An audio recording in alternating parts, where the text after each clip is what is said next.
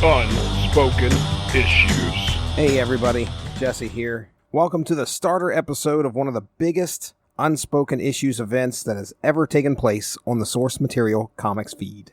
In late 1992, Valiant Comics put an 18-part event into motion that to this day is revered by some readers as being one of the best. However, I am sure there are plenty out there in the same situation I was and had never had the chance to fully consume the effort that is Valiant's Unity.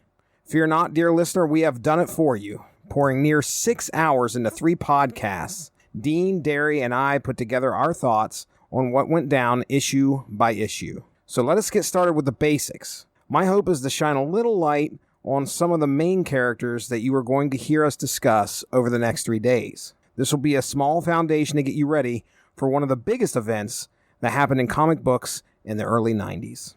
So let's start with Valiant Comics. Voyager Communications was created in 1989 by former Marvel Comics editor-in-chief Jim Shooter and lawyer Stephen Masarsky, who soon created Valiant Comics. Magnus Robot Fighter was the first comic released in 1991 from that imprint, with a cover date of May. Then, in September, came Solar, Man of the Atom. Both characters had a history as Gold Key comic characters until they went out of business in 1984. Now licensed by Valiant. Harbinger, Exo Man of War, and Rye follow as new characters and teams to the Valiant universe in early 1992. Then in May through August of 92, Shadow Man and Archer and Armstrong are on the shelves as well. In August of 1992, this massive 18-part event, Unity, begins that spans every book for the next couple of months. During this time, it also launches another title, Eternal Warrior. I want to go ahead and give a shout out to valiant.fandom.com/wiki for all the help and work that they put into the descriptions we are about to get into. So some of these characters had a previous history, like I said, in Gold Key. But most of the creative team that I'm going to give you are going to be from the reboot versions of these characters. Okay? So with Solar Man of the Atom, the Valiant version was created by Jim Shooter, Barry Windsor Smith, and Bob Layton. And Solar Man of the Atom first appeared in Solar Man of the Atom #1 from 1991. Now, Solar is actually Phil Selesky, brilliant scientist who gained energy manipulation powers during a nuclear accident. He takes on the name of Dr. Solar as he was actually a fan of the comics. This is in-universe. With his new power, he begins to eliminate nuclear facilities around the world that he deems too dangerous. This brings him into conflict with an unnamed governmental organization that enlists the aid of the equally powered Erica Pierce to stop him. In the ensuing conflict, Selesky inadvertently creates a black hole that destroys his world in an attempt to tame his out-of-control power. Arriving in the past prior to the explosion that created the black hole, Solar finds his past self and stops the accident from occurring, saving the day. Jeff McHenry, Geomancer, created by Jim Starlin and Don Perlin, first appeared in Solar Man of the Atom #10 from June of 1992. Now, let's talk a little bit about the Geomancers here. They're a lineage of people selected by the Earth to defend itself. They have the power to communicate with the Earth directly, to control nature, and to bend objects to their will. Now, Jeff is the teenage geomancer of the 20th century who's befriended Solar Man of the Atom and also the Eternal Warrior at this time, aiding them in their adventures whenever he's able to do so. Now we have Magnus Robot Fighter, created by Jim Shooter and Art Nichols for the Valiant Universe reboot. First appeared in Magnus Robot Fighter #1 from May of 1991. You should be able to go back into the Unspoken Issues archive and hear Chris Armstrong and myself discuss that very first issue. Magnus is a hero of the 41st century, battling to protect humanity from robots that would enslave the human race. His powers include increased strength and durability, in addition to extensive martial arts training. Rai, Toru Nakadai, 42nd Rai, created by Jim Starlin and Don Perlin, first appeared in Rai #1 from November of 1991. Now notice I said he was the 42nd Rai. So the series starts and takes place in the 41st century. So he's in a time frame with Magnus Robot Fighter. Rai is the spirit guardian of Japan, a mantle that is passed down father to son through generations. There have been many Rais, so the series has gone through multiple heroes. Events prior to this story have Rai and his son just surviving a shuttle crash in the Southam Peninsula. So Rai has a certain set of mysterious powers. He draws on an unknown form of energy that gives him great strength and the ability to form energy weapons. Exo Man of War, Eric of Dacia, created by Jim Shooter and Bob Layton, first appeared in Exo Man of War #1 from February of 1992. So Eric of Dacia is a Visigoth barbarian with a powerful suit of high-tech armor. Eric was abducted from his people in the 5th century by a race called the Spider Aliens, who took him on board their spaceship.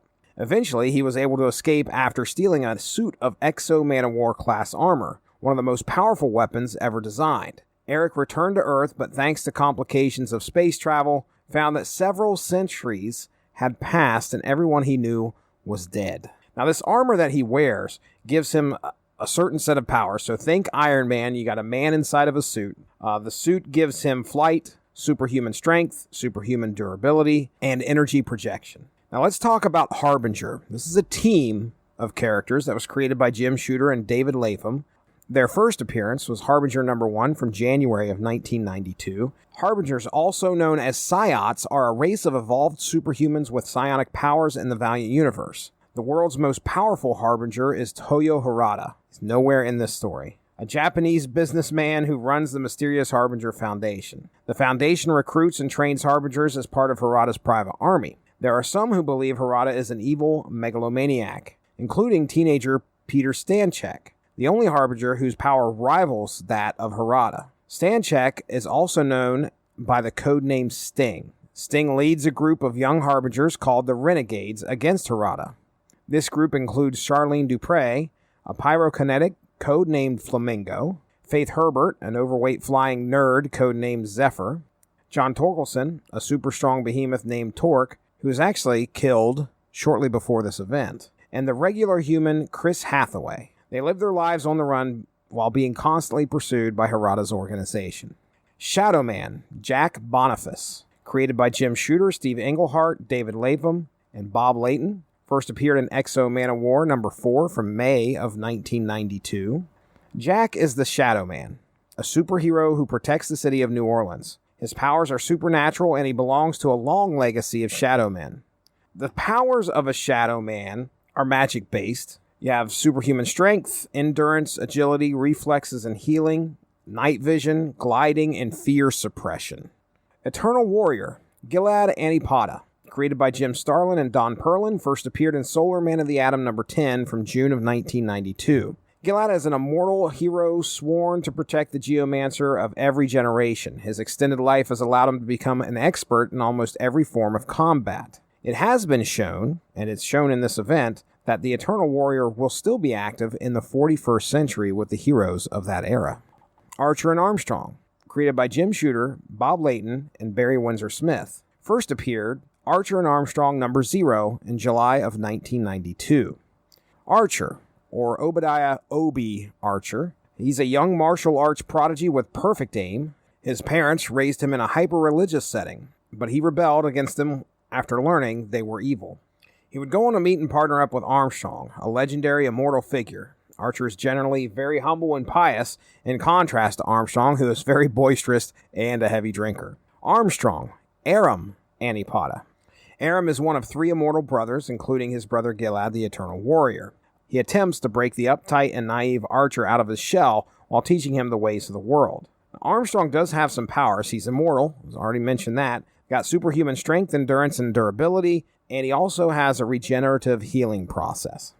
Now we need to discuss Erica Pierce. Erica was created by Jim Starlin and Don Perlin, first appeared in Solar Man of the Atom #1, September of 1991. In a bid to stop his past self from creating a nuclear explosion, Phil Selesky, from an alternate temporal dimension, uses Erica as a way to gain access to his reactor. When Erica finds herself caught in the nuclear explosion that grants Phil his powers, she gains similar abilities that manifest themselves in the form of an energy child that Phil later destroys. While still reeling from her loss, Erica lashes out at her abusive husband, Bert Pierce, and kills him with her latent powers, which then apparently consume themselves and kill her in the process. So yes, prior to this event starting, Erica Pierce is dead. Albert Pierce, created by Jim Starlin and Don Perlin, first appeared Solar Man of the Atom number 9, May of 1992. Albert is a very important character to this story, but prior to this tale, the only thing you need to know is that he is the son of the Prime Universe, Erica Pierce. Turok Dinosaur Hunter, created by Jim Shooter, Faye Perozic, and Gonzalo Mayo, first appearance in the Valiant universe, was Magnus Robot Fighter number 12, May of 1992. While only one appearance prior to this story, Turok is a skilled warrior and archer with a very honorable sensibility. Turok takes up residence in the Lost Land. So let's jump off that real quick. The Lost Land. So the Lost Land of the Valiant universe, created by Jim Shooter and Gonzalo Mayo, first appearance, Magnus Robot Fighter number 12, May of 1992. The Lost Land, or the Lost Valley, which is what it was known before, is a realm outside of regular time and space. Due to its special nature, it contains many anachronistic elements existing together, such as robots, free wills, dinosaurs, bionosaurs, and aliens. It is said that the Lost Land is the only place where time is absolute, meaning all of time is happening simultaneously except in the Lost Land, which has its own independent timeline. This means people can enter from any era throughout history and exit into any other time period. So there you have it. The primer to get you ready for what is to come for the next 3 days on Unspoken Issues. On October 11th, Dean, Darry, and I kick things off with our first part of coverage on Unity chapters 1 through 6. Then the very next day, October 12th, the talk continues with Unity chapters 7 through 12. And then finally, on October 13th, the finale drops with our conversation on Unity chapters 13 through 18. We really do hope you join us. We will see you in the Lost Land.